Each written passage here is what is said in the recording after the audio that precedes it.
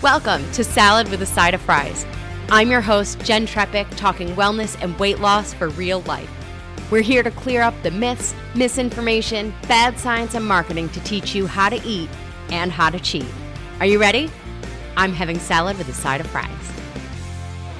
This week, we're talking about methylene blue. So maybe you've seen people on the internet putting this blue stuff in their water, like you use like a eyedropper, one of those things. It turns the water blue. Then they drink it. Their lips turn blue. Their teeth turn blue, right? Everything turns blue. It's called methylene blue.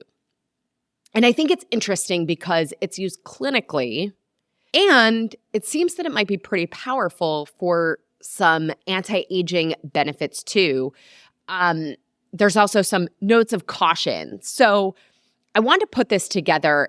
There's research on it, but not as much as you might expect, considering it was first created in 1876. Wild, right? Now, I use the word created intentionally because it is a fully synthetic compound and was first used as a dye for fabrics. Then later, it was used in medicine, and now today, it's being used as a supplement. So in medicine, it was used to treat malaria parasites with psychiatric patients because it would turn urine blue. It was added to medication to monitor patient compliance and actually taking their medication. For a similar reason, it's also sometimes used in diagnostics because it's like a contrast agent. And then it's actually a life-saving medication for methemoglobinemia. So methemoglobinemia is a rare blood condition that essentially reduces the blood's capacity to carry oxygen, right? We think of hemoglobin, right, as that root word in there. So methylene blue is a treatment for that, which is incredible. Now, the most curious piece to me, and I think potentially to you, right, is what makes it appealing as a supplement. So this is what I was able to pull together for us so far. So it's gained attention as a nootropic.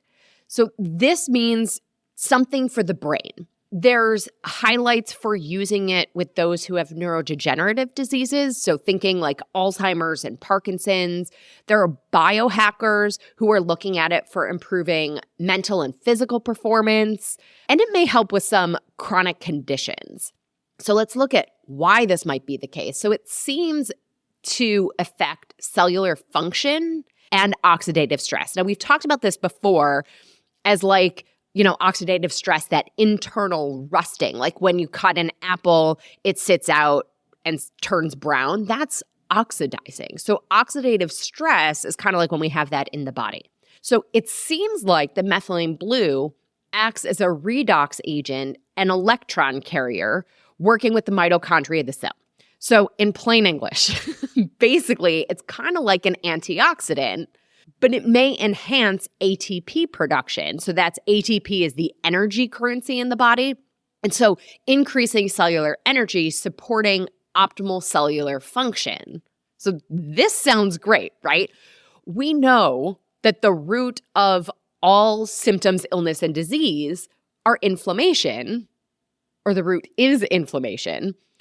And methylene blue seems to have pretty potent antioxidant properties, which is likely why we hear about it for chronic disease. It's also connected to the neurodegenerative disease thing because there's a piece of what methylene blue where it stabilizes these proteins in the brain that are present with neurodegenerative diseases, and then it also protects neurons that can be damaged by toxins and oxidative stress. With the cellular function piece, I think it's great because many disease states are a function of impaired or irregular cell function, right? So we can start to connect some dots here. The improved mitochondrial function connects to what we hear from people about improved physical energy and cognitive performance. More on the cognitive function piece. So this is the nootropic buzzword, right? Methylene blue may improve the function and balance of neurotransmitters. So now we're thinking mood.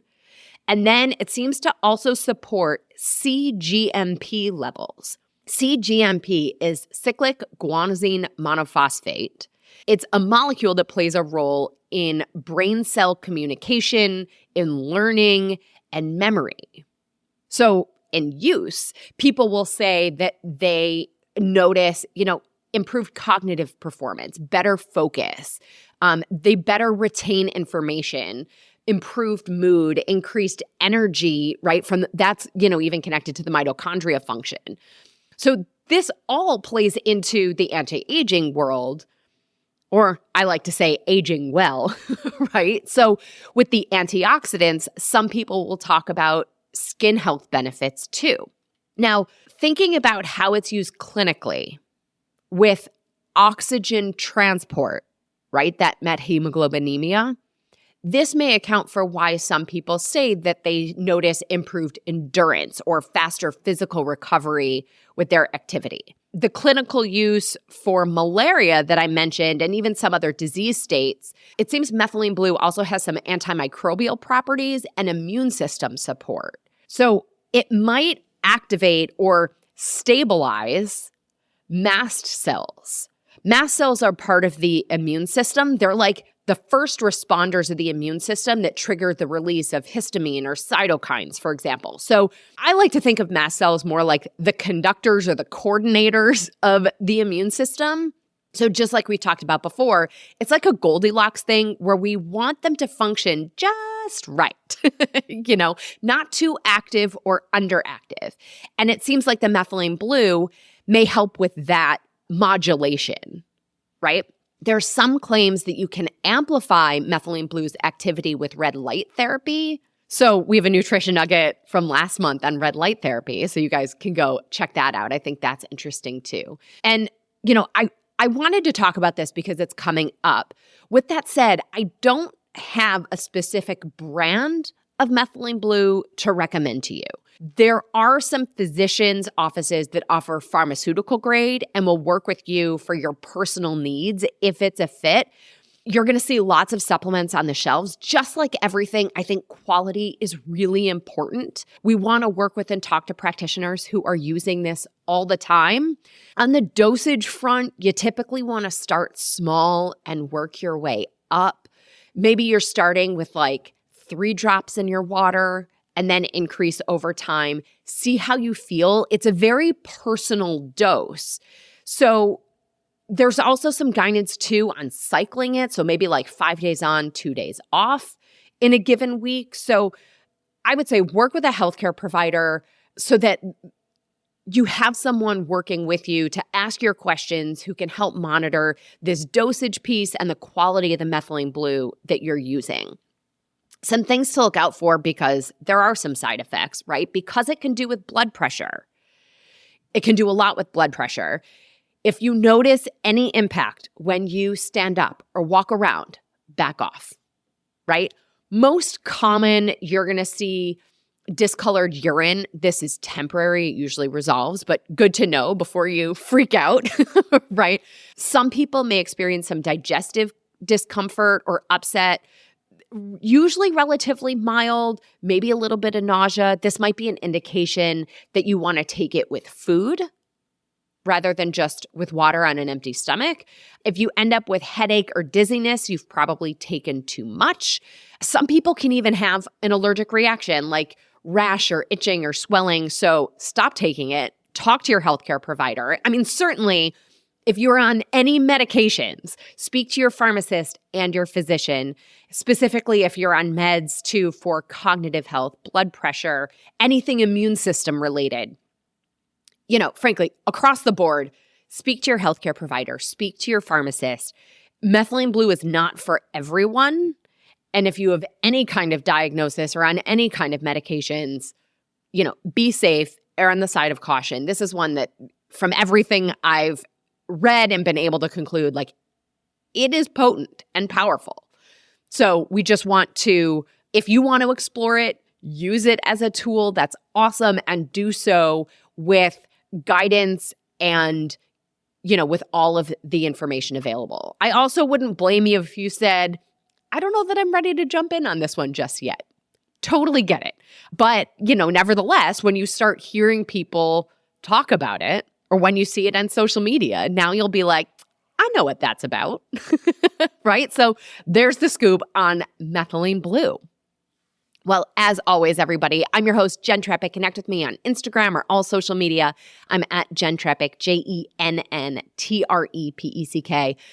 Pick your platform, send a message. I want to hear from you, your ideas, your takeaways, your questions, or on the website, asaladwithasideofries.com. Whatever's easy, send a message. I love nothing more than hearing from you. And this is also an easy way to find out about working with me as your health coach. And friends, finally, if you are not a member, join our membership program by going to glow.fm/saladwithaside-of-fries. This shows your support for this podcast, this community, and most importantly, it supports your health. Plus, you'll get this week's recipe for the freezer-friendly breakfast burritos and the toxins checklist from this week's guest, Jen Maleka. Well, friends, that's it for today's episode of Salad with a Side of Fries. Congratulations for making yourself and your health a priority. Thanks so much for joining us. Be sure to click subscribe or follow on your favorite podcast platform. Share us with a friend, and we'll be back next week. Always remember, you deserve it, and you are worth it. Happy healthy.